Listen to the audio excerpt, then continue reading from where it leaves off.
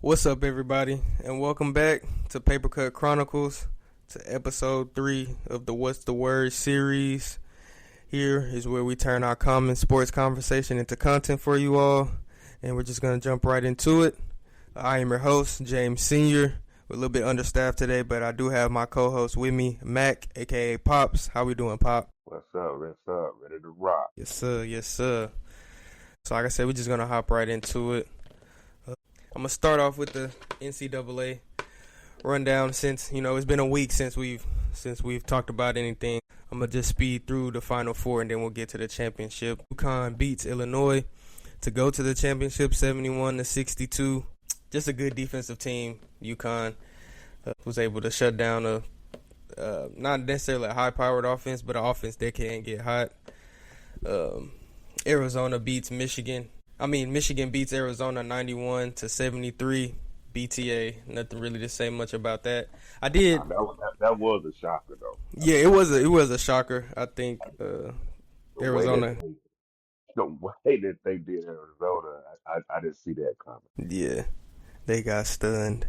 Big time. Yeah, I think Michigan is just one of them teams. If they get up and running, and that offense just getting the flow, it's kind of like curtains.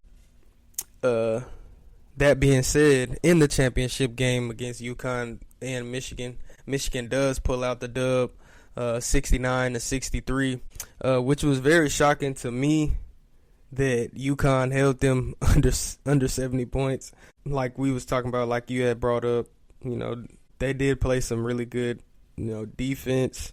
Even though both teams didn't hit a lot of shots. In this game, I'm gonna read off some of the stats. I'm just for the people who didn't watch, or the people who still just want to hear about the stats. UConn 21 of 68, 30%. Michigan 21 of 55, 38%. 3-pointers 9 for 33, and for UConn, and 2 for 15 for Michigan. Michigan did make 25 out of 28 free throws, and UConn had 12 of 16 free throws. So with that being said, how did you think about the game and how it went and everything? It was brutal. It was brutal for the most part. If you love shot missing, this is your game.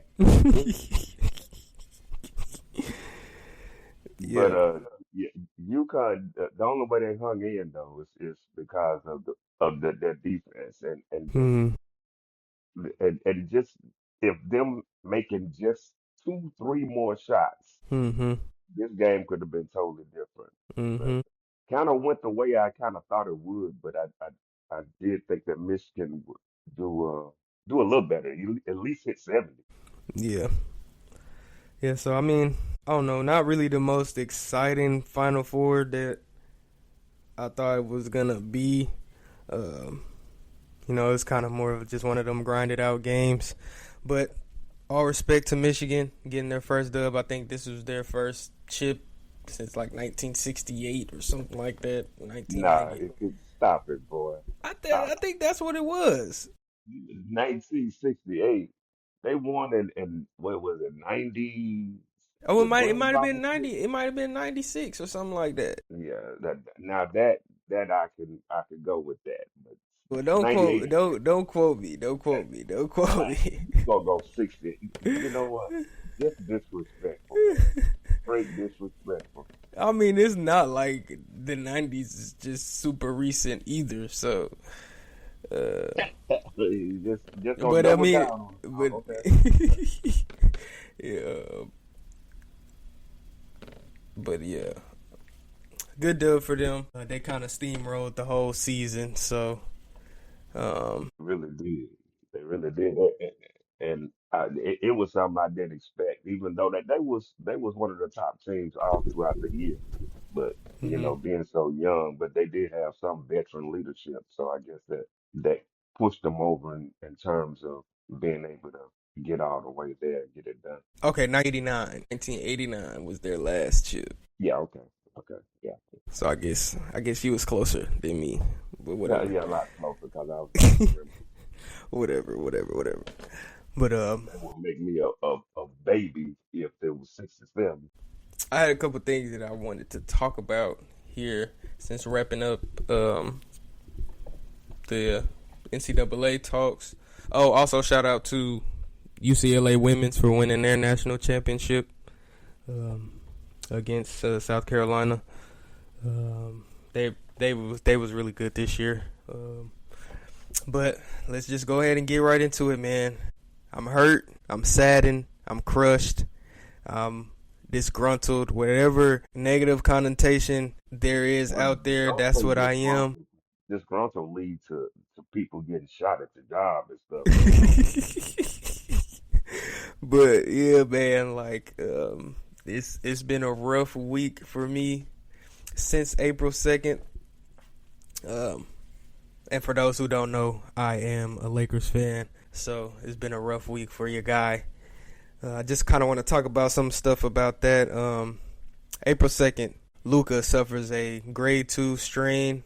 Is out indefinitely. A recovery could take up to 3 to 6 weeks. He did travel to Spain to try to get some magical treatment, some specialized treatment. I think they specialize in like stem cells or something like that. Something that could help with speeding up a recovery. AR also on the same day in the same game, he suffers a grade 2 oblique strain. And could be out for 4 to 6 weeks. He stayed in the facility, didn't travel or anything, just doing his rehab at the facility. With that being said, what is kind of your take on these injuries and how they affect the Lakers at this point? Well, for one, Luka should have never been in the game. Probably should have never played in the game at all. They had no chance against them. But you not finna. I mean, we ramping up for the playoffs. You not finna sit him And for I guess that. the whole idea is okay. Let's get our measuring stick out and Yeah, pretty much. let's see how we can match up. But at that time, at Luka's injury, it was already over. The game was over. And Yeah, why is he still in the game? I don't know. So the Lakers, and not saying that it wouldn't have happened, in another game, and right. but But you just never know. I mean, once you clinch that play, which we do have, we've clinched our playoff spot. Now I can sit him for the remainder of the season, or start sitting our starters once we actually I mean, when we you see clinch what that. they did. You see what they did when they played OKC again. He They said, didn't nah, play. Nah, I'm good. I'm good. Good. Nah, we not even finna do all that. From my perspective, these are some pretty significant injuries to some great players in our yeah. system. Even that though, they don't know, not for sure when he's gonna be back. Yeah, He got I mean, and the injury bug has kind of just sparked at the last minute to a lot of teams, and with Cade having to be out for a little bit, he had his return. Embiid having an appendectomy, Right, and now he's undergoing surgery. It's probably gonna be out for the rest of the playoffs. It's been kind of crazy when it comes to that, and how that 65 game rule, it kind of counterbalanced this year, because it's like, okay, you did that so people wouldn't load manage, and now people thinking we need low management back. right, we either need load management or there just needs to be exceptions to serious injuries or grade of injuries. Right. Because some of these people finna be, shout out Club 520, they kind of put me on game with how this second apron goes and how these contracts is going to be different, and these people that are actually getting these all NBA first team, second team, third team selections are going to be eligible for maxes and super maxes just off of this, because you're going to have Luka, LeBron, and not being eligible for these all NBA first teams or just all NBA selections period, and MVPs and everything like that, which undoubtedly, Shea is gonna win that this year. Yeah.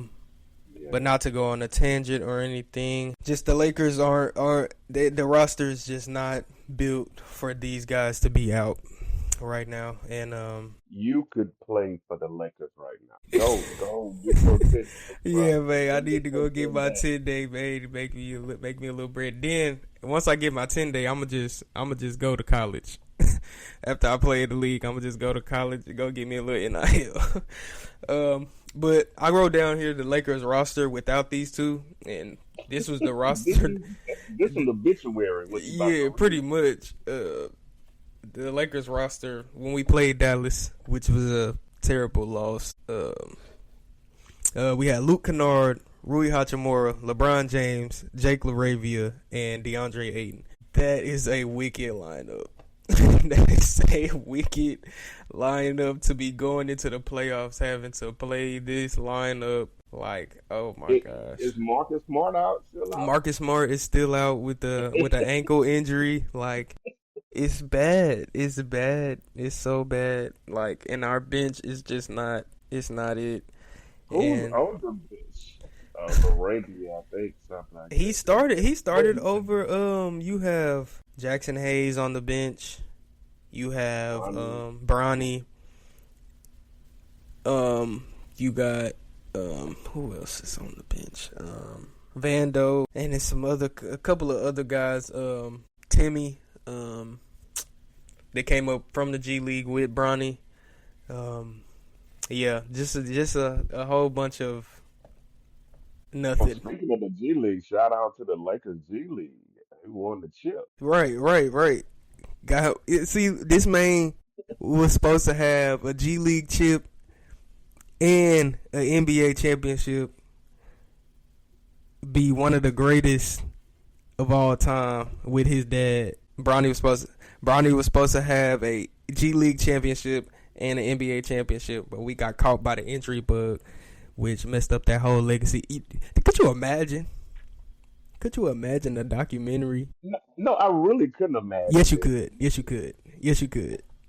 It's not much. Yes, It's not much meat on that bone. yes, whatever, man. But let me not go on a tangent there with the Brody situation. But shout out to Brody. Shout out to the South Bay and getting that championship. Bron's stats in this absence, very small sample size, but for these 2 games, he's averaging 28 points with 13 assists. He's just going to have to ramp it up if there's any possibility of them holding on long enough for these guys to get back, which I don't really see at all. A hamstring is just too much of a soft tissue for you Man, to I be. done heard soft tissue so many damn times. Yeah. I'm kind of over it. It's just too much. It's too much. It's too tender. It's not enough time, and then the environment that you'll be coming back to is just not. It's not looking good at all. But hey, let's make this doc some amazing stuff, because Brian can make these last couple of games and even just a first round playoff. Something to add to his story. Not necessarily add to his legacy or anything like that, but just to add to the story, just have some more feeling in the story or whatever. We're standing currently at 4. Which Probably where he's gonna stay. probably where we're gonna stay. We did clinch a playoff spot, so we won't go past 6. We won't be in any play-in spot or anything like that. Yeah. And the Rockets have The 5th spot. and you also have home. I mean, you have the tiebreak over the Rockets. So Yeah, so we would have. the Rockets can't jump you. They have to jump you by 2 in order to do it. Yep. So I think that is the best outcome from what our landscape is, that we have the Rockets in the first round, because I don't see us really beating anybody with this roster. Other than, I can see us might sneak Minnesota. Just one of the bottom feeding teams, but we're not at those seeds to be able to go against one of the bottom feeding teams. So yeah, with what we got going on right now, I think having the Rockets, I think it will be a 7 game series. I don't think this is going to be something that the Rockets It, are it's going to. it's a 4-1 series, bro. A 4-1? Are you crazy? Yeah, I see LeBron getting them one. I see LeBron getting them one You game. think he there? You think he's there mentally to where it's like, okay, give me one, get some stats, make it interesting, and then just head to Cancun. You think he there? I don't think he there. I think he want to actually, since his son is there, I think he want to be like actually show something, some No, resilience for this. I don't doubt that LeBron is gonna be able to do LeBron stuff. But Yeah, what you're gonna have now, you're gonna have the whole Rocket defense keying on LeBron, yeah. I mean, and, and that's and we don't then he have got a to play. roster. He got to play two ways too, and there's no Yeah, help. I mean, I it's just not. It's I don't not. see DeAndre Ayton all of a No. sudden reliving his Phoenix days. Yeah, Wishing not. yeah. They went to the chip that year. Um, play Giannis. Obviously, we knew how that went. Um, just kind But of yeah, never recovered from it, there. But it just doesn't look good for them. yeah, what JJ was saying too is not looking good either. You know how And, he and, came and out. then on top of that, uh, the guys around him have been so they haven't even been mid. They just been terrible. I mean, Yeah, I, they don't yeah. I mean, because they all play off of Luca and AR with exactly. Bron being the third option. But now Bron when Bron at the head. Look, It's like you need to be I here. think You need look, to know what you're doing. I ain't got time to yeah, be playing with you. yeah, yeah, that's the only way that even make it interesting. I just see LeBron just being worn out in this series Yeah, because he's gonna have all the defense is gonna be surrounding on him. I mean, he's just gonna and he's gonna have to depend on these other cats, and I just don't see him doing anything. yeah. True, true, true, man. I'm like I said, I'm saddened. I might call off today. Just kidding. We can't do that. It's kind of sad. It is. It's kind of sad. um. Well, moving on from that to our next topic here. I've been having some trepidations, some questions, some thoughts about possibly becoming a coach, and I've just done a little bit of research, and I just wanted to propose a segment or a statement slash question. What is the makeup of a good coach? And some things that I just have written down here, and we'll just dive in a little bit deeper.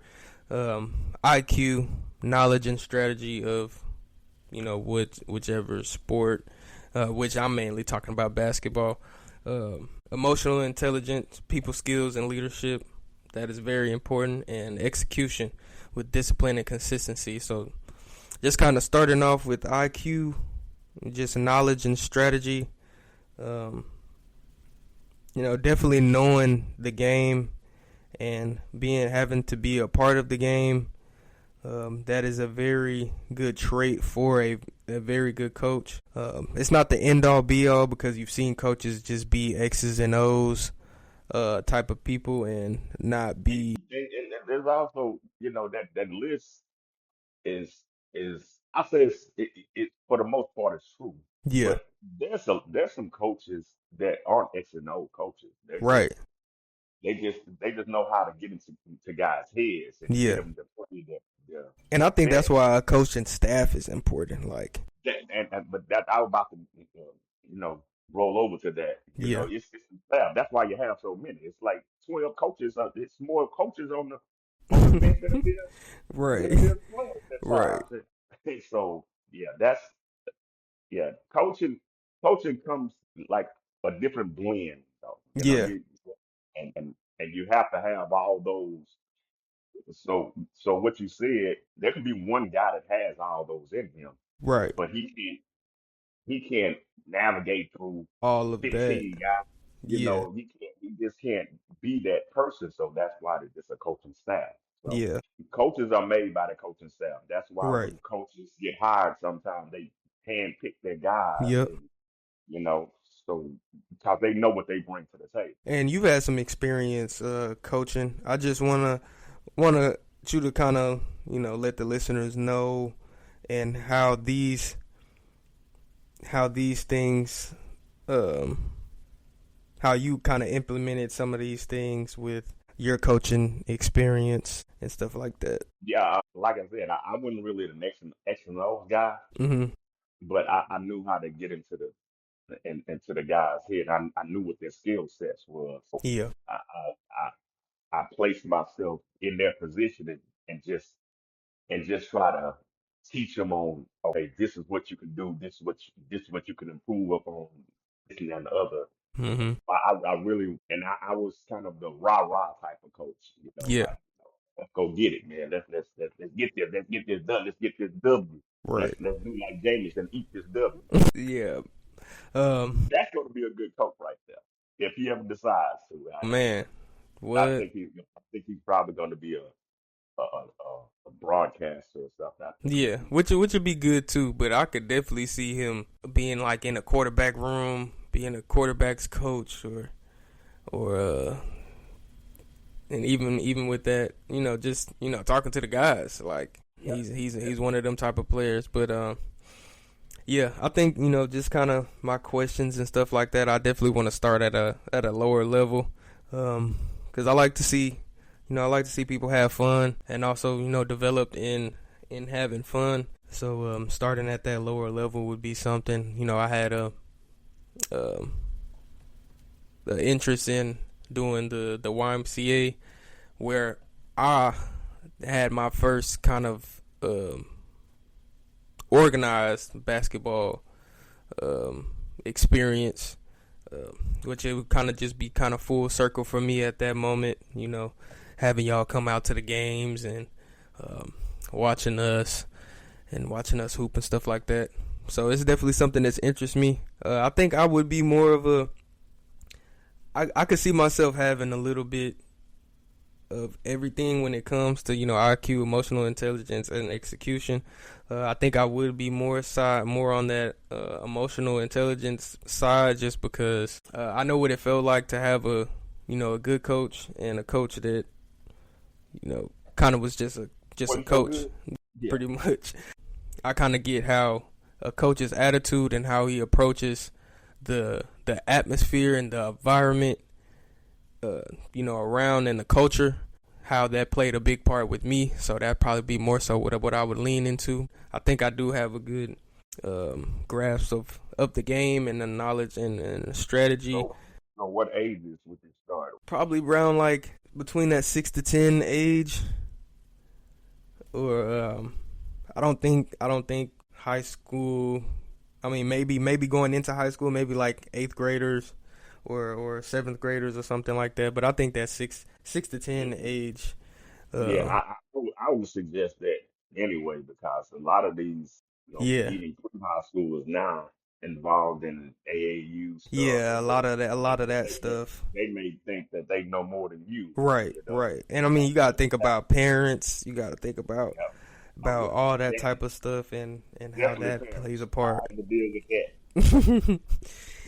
Yeah, because they trying to get to that chicken. You know what I'm saying? And even these AAU circuits is paying people. So I mean, people is getting NIL in high school. So I don't really want to touch that. Like I said, I want to more so focus on. I like to see guys have fun and develop at the same time in that atmosphere. So I think that 6 to 10 age would be good for me, a starting point for me to watch. So. But yeah, that's kind of what I brushed up on with, the makeup of a good coach. And like I said, IQ, emotional intelligence, and execution, I think those are three big pillars of a good coach. What are some examples do you think at the highest level, obviously, it could be any sport, football, basketball, or things of that nature. What's some examples? Who do you feel like have a good share of these traits? And that's a lot of cats, man. I Hmm. mean, you you really go into the the Hall of Fame coaches more than anything else Mhm. because even these younger coaches now, their style has to be totally different because Yeah. they don't have that total control Yep. like the old school cats did. And with that with that alone, that's why you're gonna see like coaches being in places for 10, 15, 20 years. Right. That that that's kind of a rare thing, and I think it's because of how the shift has been made in terms of what they have to deal with in terms of the players now. Mhm. But yeah, I mean, going back to your question though, Phil Jackson, Mhm. Pat Riley, Yep. you know, guys like that, and it's my favorite, and I think my all time favorite. Well, I know my all time favorite is Popovich. I mean, Yep. to me, that man, I mean, he brought the best out of all of his players, Yeah. and for the most part, they all love him. I don't understand, and then I'm waiting to see this doc or something on what happened with them and Kawhi. Uh, Yeah. because Kawhi seems like a Popovich kind of guy, and and it seems like Kawhi would, that kind of coach that he would want to have. Yeah. If you understand what I'm saying, it Yep. seems like those two kind of personalities. I think they were kind of perfect to me because I think that's what he developed at. That's what he became Kawhi. Mhm. It kind of, that's a place where you can really put your head down and work, and you can kind of just be your, not necessarily be your talent, but work within the system and not have to focus And too he's much good. on the X's and O's. That's the thing. He's gonna put you in a He's gonna put position you in the where position. Yep. this is where you are. This is your stamp right here. And Mhm. I think to me, he's the best ever. And Yep. that can be debated, but I think he's the best ever. Got you. Got you. Yeah. Now, and just to go to some more recent guys. I know as of recently, especially with the Kaminga situation. But Steve Kerr is one of the few, just recently that are that kind of have all these traits when it comes to IQ. I kind of disagree with Joe Steve Kerr. I'm Really? pretty sure I'm pretty sure he has all the ingredients of a good coach. And Mhm. I mean, obviously he's won 4 championships. Right. But, but what Steve Kerr isn't, he isn't a development coach. Right. I mean, Right.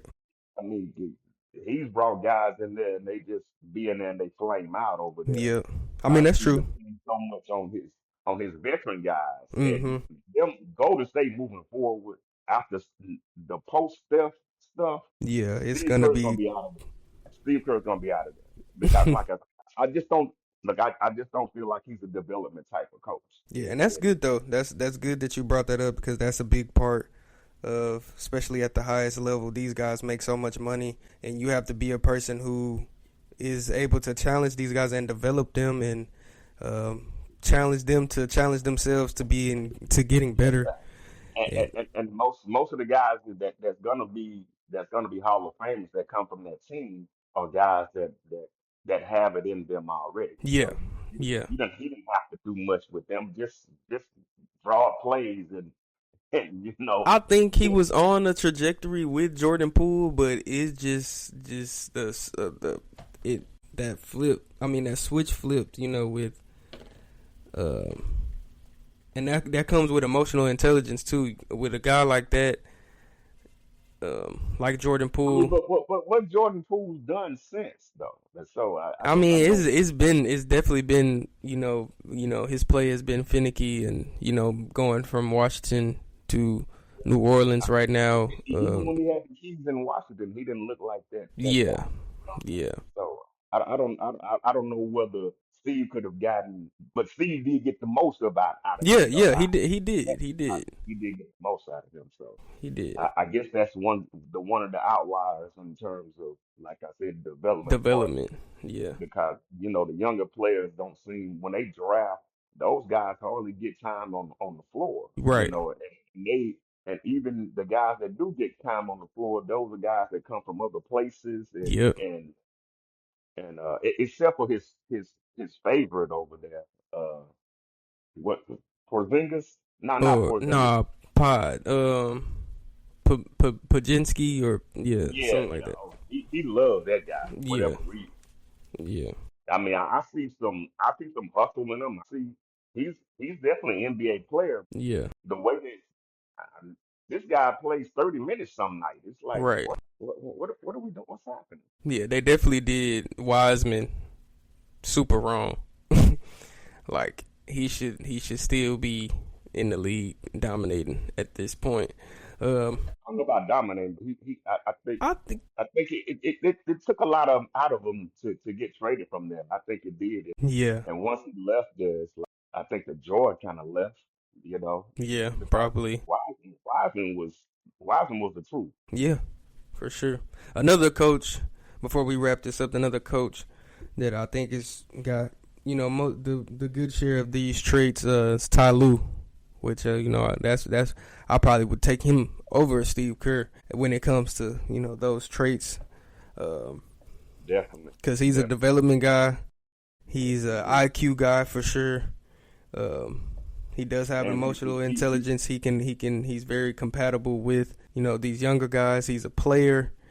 Um, he's been up and down in the league himself, and I mean especially that his tenure with the Cavs. I think that really showed how much of a good coach he is, and now his I, tenure with the Clippers. I think he's a good coach in this sense that he can have his players look at him and not think about that Allen Iverson step over. Right, right. That's not what they go to. You know what I'm saying? He didn't carve the path when it came to outside of that. So yeah, but yeah, definitely a respectable coach. Um, like I said, somebody who is relatable and has a fair share of those key pillars when it comes to the makeup of a good coach. So you had a couple things that you wanted to talk about. Let's kind of get into that. Yeah, man. I was watching Brian Windhorst this morning, and he talked about this game that's going to be played tonight, Hmm. and it just shows how this is it's one of the main reasons why people are turned off by NBA. Period. Hmm. This tanking stuff. So, do you know that tonight the Memphis Grizzlies play the Jazz? The Right? Jazz, the Jazz has their top 8 players out. Memphis has their top 12 players out. Are they bringing up? Did they bring up?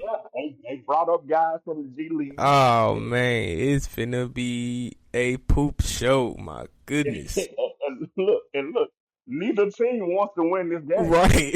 I'm talking about both of them want to lose this game.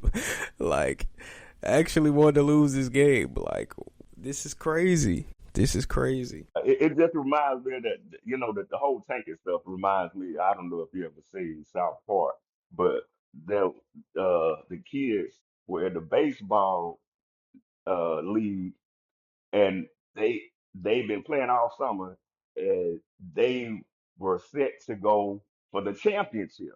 Hmm. They did not want to win the championship. They were tired of baseball. And and and every team they face, they say, "You think you're a bigger loser than I am? You think you can lose to me?" That's literally what's That, going on right now. that is the definition of this taking. I just don't get it in this. It's like we talked about before. For you to depend on a 19-year-old or an Mm. 18-year-old kid, a 20-year-old kid to come in and change the whole trajectory of your franchise, Hmm. and I get the talent part, I get all that. But you have to have a culture, bro. And Yep. and if you don't have a culture, you just at least the one thing Steve Kerr has done, he's created a culture over there, Yep. and you either fit in or get out. Right. And it's very few teams even now in the league that have a true culture. Right. And even though there's still some long in the tooth coaches out there, it just seems like the league has become a totally a players league. Yeah. And coaching really is like somebody that stands on the sideline and calls timeout. Yep. Yep. And just like we talk about, New Orleans has all the talent All the that you time. would love. There That is you would no love. reason. There is no reason. And even the Raptors, the Right. Raptors have gotten better, so they're in fifth position right now. Mm-hmm. Watched this game last night with Brandon Ingram, bro. Brandon Ingram, they called him. He was going to be the next Kevin Durant. He could have exceeded Kevin Durant, Yep. and I just don't. I see He's the a, I see the motor. I see the motor at times. yeah, but he's a real Like laid last, back dude. I mean, yeah, just from what I see, I don't know. Obviously, I don't know him or anything look, like that. man, it looked like the dude plays high every game. Just real laid But back. Just real. Just get a bucket. too laid back. Yeah. Just don't have that I'm gonna get it, every night kind of thing. And that's what you have going on in New Orleans because you have all these dudes over there that are lottery picks, Yeah. in, And in premium talent. premium talent, like everything that everybody would want in terms of being the 3 and D guys, Mm-hmm. with good shooting, With good you know, shooting, very athletic, can run up the floor. They could have a pace that a lot of people being at a can't keep high up with. level. I mean, Mm-hmm. I- it's just I don't know, man. It has to be between the ears now. It Yeah. can't be. Or like we said, like the culture. You know what I'm saying? That Yeah. is a big Oh, part of what's going on. because if you have a guy like and no disrespect to him, but Zion being one of your leaders, Mm-hmm. this is the dude that was hiding food in his own house.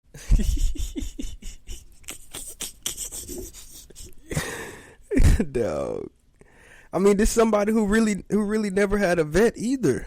No, he did. He did have CJ over there. I mean, he had And CJ, but CJ was Paul was still. over there for a second too. So it's not. And I guess sometimes you have to have a vet that you respect his voice because of his play. But And I mean, CJ CJ was no came. scrub CJ over came. there. He wasn't no scrub, but CJ came after he was drafted, and it was more so of a pit stop. Like it wasn't. Yes, It wasn't something that was gonna be I long guess. term. Yes, I guess. So But those are the kind of cats that need a real coach though yeah, over there. yeah, yep. Look, I don't think they need player movement so much. If Mm-hmm. they still trying to do this tanking thing, which I think right now they're playing, right? So Yeah. And I mean, you can look at the Spurs situation and be like, okay, just that culture over there, the coaching. once We have again, young coach, players. We don't really have necessarily like a vet room. I mean, you do have vets like Harrison Barnes, yeah, but and that even Fox is a vet, right, but he's not that far removed from being like this guy. So, right. So it's just but like the coach the is the coaching. culture though. You get Yeah, over there and you go get into it or get out. right, right. Like I said, if you're not in, you out. So yeah, the tanking, the taking. It's definitely something that'll turn people away from, especially watching at the end of the season, Yes, yes, yeah, and with I'm all the paying no talent attention to the play-ins to, and at all, man. like this first round is only for the top 5 teams to me. It's Mhm. not even the top 6 teams. Because with the injury to Ant, don't know what's gonna go on with that. Mhm. But I don't know, man. It just I can understand why people are turned off by the league Yeah, right now. and even with the injuries, now you don't even have them teams that you can say, okay, this might be a Cinderella thing because Right, right, like right. I don't know what position the Bucks were in at that point, but even with that, like they were just the That's healthiest see, team at the end. but what the Bucks are, that's a fiasco over there.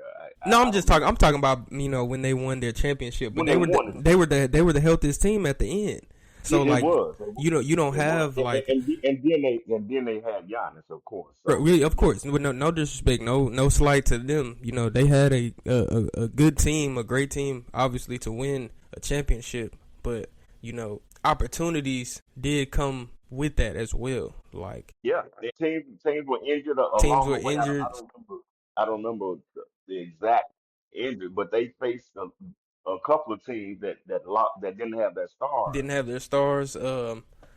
Big toe KD and things and stuff like that. But I'm just saying it's just opportunity. And then, some of these teams that are tanking and stuff, you just never know. With these injuries that's happening right now, you never know But where you could have been. what are you tanking for? I mean, what are you tanking for though? Right. Like I said, I just don't see. If you don't have a culture, you can have like I said. I think the Pelicans are one of the most talented teams in the league. If you don't have a culture, you're the Pelicans, Right. and with all these stars, all these really good players, Yep. and I mean, is that what you're tanking for? And and it has to be to me mentally for these guys that's actually sitting out like this and Yeah. don't have real injuries and things of that nature. Yeah. If they're accepting this without any fight back, I mean, what can you do? what is your culture though? If you And don't, and that's I it. got 8 guys. I got 8 guys sitting out, and for no reason other than I'm trying to get this pick. Those 8 guys, they're just sitting there saying, "Oh, okay, all right, cool." I'm just finna be up here in the Get jumpsuit. my, yep. Well, whether it's jewelry, I'm gonna be live. I'm gonna be fire on the I'm sideline. a I'm a average 25 claps, 25 stand ups, and Already. 25 fist pumps. Eight, I mean, a couple of step on the courts, and Right. I might get a tick. I might just be feeling good. Get a tick. You know what I'm saying? feel that good, feel like that. But that's what goes back to the culture, though. For Yeah. these guys to accept this and say, hey man, no, no, that's not us. We're not doing this because you may have your outline as a franchise, but I'm a baller. I go out Right. here to play and win. Yep. Unless you just play for the money. Right. And for me, that's what these guys are that accepting this stuff. I mean, I just look at Atlanta. Atlanta could have just thrown it in threw it in and made their reservation for Cancun. Right. No. They True. they in the playoff run now. Yep. You know. At the fifth is I want to say, well, they haven't clinched yet. No, they haven't. They haven't clinched. They would have But clinched they if right they there would have though. beat Cleveland, but they right there. They right there hovering in that fifth and sixth spot, uh, which is you're right. They did have like a 12 game, 13 game winning streak. I mean, run to make themselves put themselves in that conversation of being in the playoffs and making it interesting for somebody in a series. Um, but yeah, you're right. I mean, the culture plays a very big part, and if you don't have a culture, it don't matter how much talent you have over there. It's just not. It's Just not gonna don't. work. It's not gonna Just work. don't. Yeah. Um, another thing I wanted to talk about. Shout out to Sanak. Shout out to the Houston Cougs. He is declaring for the 2026 NBA draft. Very good player. We did have some questions, about his development, and us feeling like he should have stayed back. But I mean, when you have an opportunity to test the waters and see where you're gonna go, and possibly being a top 15 pick and having some very good guaranteed money, I Yeah. mean, Some generational wealth. some generational wealth.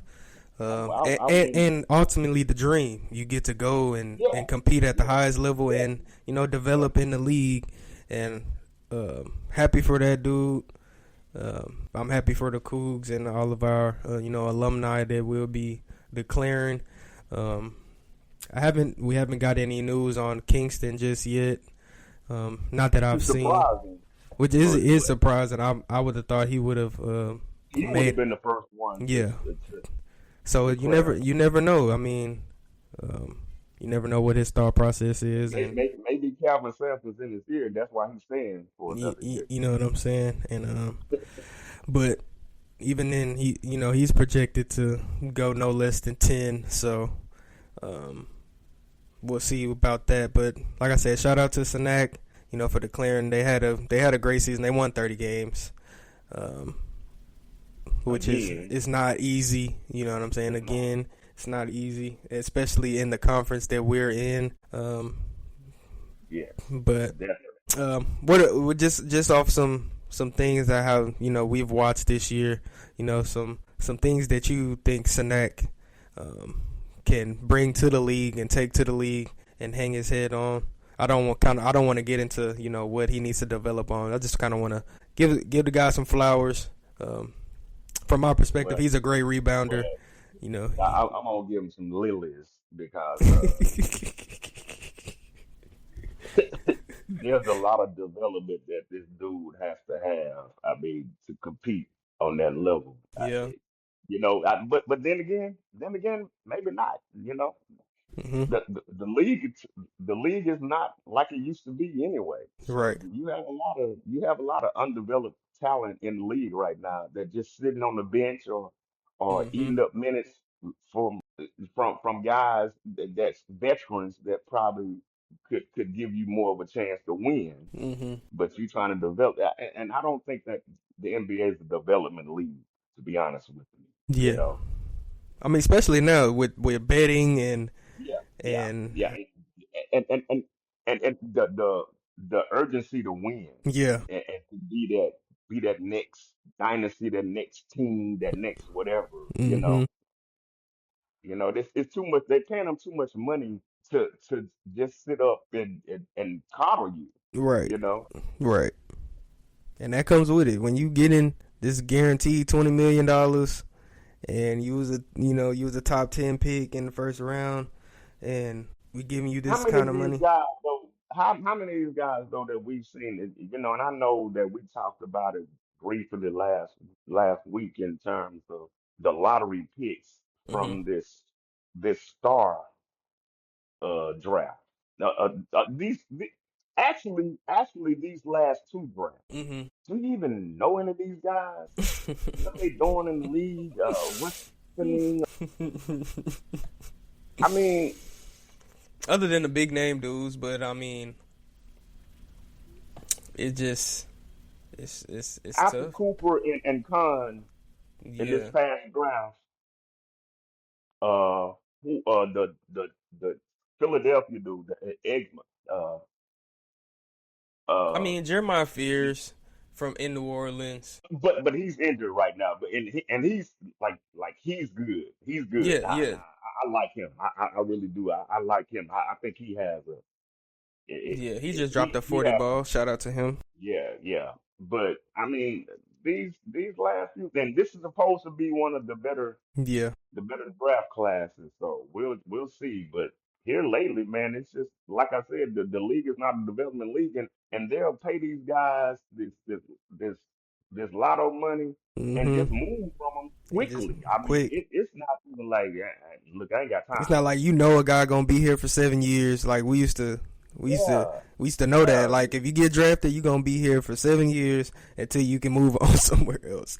But now Definitely, it's just definitely. like it's You like. gonna get up, get to that fifth year to where you getting the big money, that Mm-hmm. second contract. Mm-hmm. So but I don't see any of these cats in the league right now from this Telling you. couple of drafts. And it's They're finna not change. there.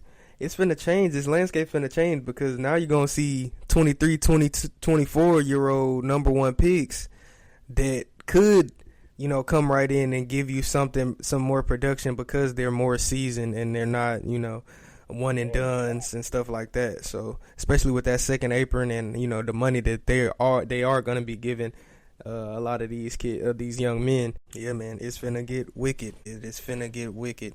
But like I said, shout out to the Cougs, shout out to Sanak for declaring. Try to keep you guys updated on some other players that would possibly be declaring. Was there anything else that you wanted to bring up or talk about before we get to our top performers? Nah, man, I just wanted to get on this NBA tanking thing, and Yeah. and just just elaborate just a little bit more on that, and I really don't want to just kill a topic. Mm-hmm. It's just bad, man. It's this has been the most disappointing season of basketball. And look, the injuries played a part in it too, Yeah. but then you throw in this tanking. This has just been the worst season of basketball, Yeah. and that's why I don't see anybody doing anything with the The Thunder Thunder. Yeah. or the Spurs. I mean, the top teams, or they're just there. They're Yeah. planning there. The, there's not going to be a surprise. There's not going to be an Yeah. Indiana. There Indiana. won't be an Indiana this year. Mm-mm. We can wipe that off the board. Right. Everybody talking about Charlotte and stuff and all this other stuff. Yeah, Like, no, I like Charlotte. they They entertaining. they They entertaining definitely for sure. They're entertaining for sure. But but they don't have they talk about playoff experience. I don't those, come on, man. Those guys when they're gonna be like deer in the headlight yeah, for that moment. when it blows out Yeah. Yeah. So yeah, and I just heard a statistic that for the last 21 games, you know what the Thunder are? You know what the record for the last 21 games? If I had to guess, we like 19-2. 20 and 20, 20 and 1. Yeah, I'd say it's so close to there. That is crazy, dog. And I literally, like, my stomach hurts.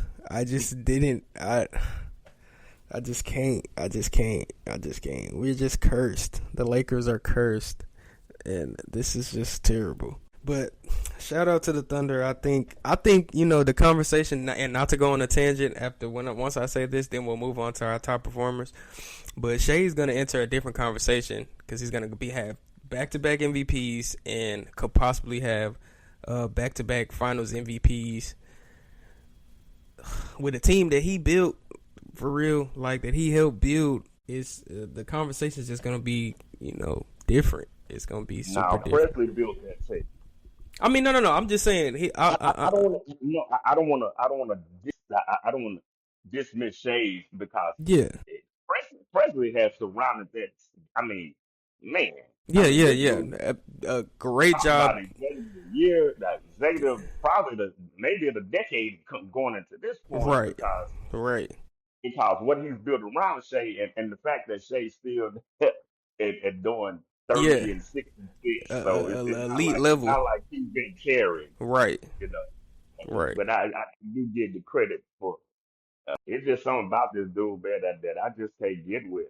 I'm just not there with him. I don't know. Don't know why. Well, I do know. I do know why. His game is not pleasing to me to say. Yeah. Even though I'm a mid range guy, I love the mid range game. Mhm. It's just the way he does it. It's just not. Not. Let's move on. Right. All right. So we'll move on to our last topic here. We're gonna vote on our top performers. The first one I've written down, obviously, Cooper Flag. He had a 51-point game, the youngest teenager to have a 50-point game. He had 51 points, 6 rebounds, 3 assists, and the shooting numbers are immaculate. 63% from the field, 66% from the 3-point line, and 100% from the free throw line. A very good game. I want to say he had 45 on us like a couple days later. Yeah. and then he had a 21 piece also. Yeah, so I think that rookie of the year thing he like it's still a lot of people still going with Khan, but it's more so of like, okay, it's either Cole or it's either Cole. I'm thinking Cole. I'm thinking Cole. I'm thinking Cole. It gotta be because like you said, his ceiling is just. Khan is already gonna be what he is right now. He's already set to what he's gonna be that guy to get you those 3-point buckets and stuff like that. Yeah, and and just be a ball player and be a high level ball player and can contribute to winning. Mm-hmm. Cooper is more so like you just see these sparks like this and it's just like, dude, come on, man. Whoa. And the only thing that gives that people even giving over Khan. I mean, giving Khan over him is because Charlotte has a better record. Right. Right. You don't want to give a guy rookie of the year and his team goes 20 what 4 and something. Terrible. They're bad. They're bad. But I mean, shout out to J Kidd for putting them in positions to try different things, like putting him at the point guard position and then, switching him back to more of a point forward position and stuff like that. So shout out to J Kidd for that. On to our next guy, Jaylen Brown had 43, 3 rebounds, 7 assists on 58%. He's a dog. He is a dog. And, bro, when this man touches the ball, it's like everybody just move out the way. Like, just literally get out the way. It ain't finna be no playmaking over here. It ain't finna be none of that. I'm finna get straight to the Baja, get a straight bucket. He's aggressive. He's put Boston in this position to be the second seed and, have another chance to getting back to the finals. A good chance. A really good chance to getting back to the finals, depending on, how Detroit and the Knicks are going to be looking. But yeah, he's a dog, man. He's a dog, and he's put on some great performances here as of late. Just speaking up on that, I watched that 50 piece that night he had it, and it was one of those games that when I was balling, that I can see it. I can see it. Once he touched the ball, it's like ain't nobody do nothing with me. Nothing. And he just. And if I play, he could have had 70 if he wanted to. Yeah. The way his rhythm that night, it was, and I never really saw that from him. I guess I've never really watched a whole lot of Boston games, but yeah, but I didn't see him as that being that good of a shooter. Yeah. Stuff of that. And then getting to the paint, you just unless you're gonna put a pyramid down there, you're not gonna stop. You're not gonna stop him. And the pressure that he does put on the rim, it opens up a lot of stuff that he has in his game when it comes to hitting the mid range. He's definitely been getting better at his 3-point shooting. So definitely that. Shout out to Jaylen. Yeah, shout out to Jaylen Brown. Our next guy, Brandon Ingram, had 38 points. 11 rebounds and 7 assists on 13 of 23 shooting. Like we said, Brandon Ingram is an amazing talent. He's just a real chill, laid back guy and can give you these buckets, pretty much whenever he do every night. Every night. I don't understand it, man. And it's hard to try to label a guy. And because you really don't know, it could be some of what the coach is doing and plays not ran for him, or it could be a night that he has a stellar defender on him to where it's gonna be harder or whatever. But like I said, I just watched him last night and there was nothing that he couldn't do. I mean, he dominated like we talk about. Guys jumping off the screen. Last night was that night that I saw him just really just being the guy. Yep, for sure. I do have Lakers maybe miss that now. Don't even get me started. But I do have an honorable mention here. Denny Avdia with the Blazers. This last week, he's just been averaging 27 points, 9.5 rebounds, and 7.5 assists. He's actually been just having an NBA player. What? He's gonna be he's gonna make one of those 3 teams. Oh yeah, he's gonna make one of those 3 teams for sure. And I mean, which he should. I think even with I don't know about that, but he's gonna do it by default. Yeah. But I mean, he's an all-star. He made the all-star team. Yeah, legitimately, and he's had a good season. I mean, the Blazers have been going through some stuff, but he's, like I said, he's an honorable mention. Really good player, kind of all around dude. Kind of more of like a he's like a Luka type, a guy who can score, who can play make, who can rebound. So yeah. And defense about the same too. Yeah, that too. I mean, that's kind of everybody on the Blazers right now. But yeah, shout out to Denny Avnia. So what's your vote? Hearing all three of our top three guys, what would be your vote for the top performer, the top paper cut chronicle performer of the week? Of the week is Cooper, bro. Cooper Flag. And I'm going to Rain. agree with you with that. Cooper Flag will be winning our top performer, paper cut chronicle performer of the week. Like I said, 51 points on 63% from the field, 66 from the 3-point. Made all his free throws. I mean, nothing else to say. He's growing into his own. Really is. He really is. And you was high. You was once he entered the league, because we did have some questions from when he was coming into the league, like, okay, is he just gonna be like, that energy guy, that kind of that premier wing, not necessarily the guy, but that somebody who can contribute to winning, and just very athletic and be that kind of that battery, that energy guy. But once he got into the league and you started seeing him, you was letting me know, like, yeah, this guy's the truth. I wasn't seeing it just yet, and I gotta eat my words now. And yeah, he's that dude. He is the truth. Hey, gotta recognize it. That's also the makeup of being a great coach. Recognize the game, recognizing talent.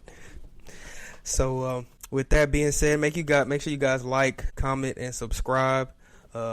We have our 2 episodes out for our What's the Word series, so make sure you guys go run that up for us. And get back here next week, bro. What's up? Yeah. We understaffed today, but still a very great show. Hopefully we got you guys some good content today. Any closing statements, arguments, anything you want to get off your chest? I pretty much done it. I just we got the NFL draft coming up. Yep, about a week away, maybe less. Yeah, and you know what's coming. Football, I know. Football focus segment. I mean, quotations, Philly focus. For me anyway. But I'm just looking at that. It's not something I'm really excited about on that end either. So I mean, I think it's some for sure. I think it's some. I think they overdo it a lot of times. You don't even know. These. Look, I will say this though. What Los Angeles did with getting Kirk Cousins and to help develop this kid, Mendoza. because I told you they're about to. That's a comp for him. Mendoza. Yep. Yeah, that's his comp. That's a guy. Kirk Cousins, not a great quarterback, but he's had some pretty good seasons. Yep. And he's damn sure finessed the game in terms of money making. Absolutely. And if he don't teach Mendoza anything, he's gonna teach somebody to make some money. Hey, collab with my agent game. But yeah, that's something that we'll definitely talk about next week with the draft approaching, and stuff like that. But like I said, you guys like, comment, and subscribe, and that is the word. Get on this, y'all.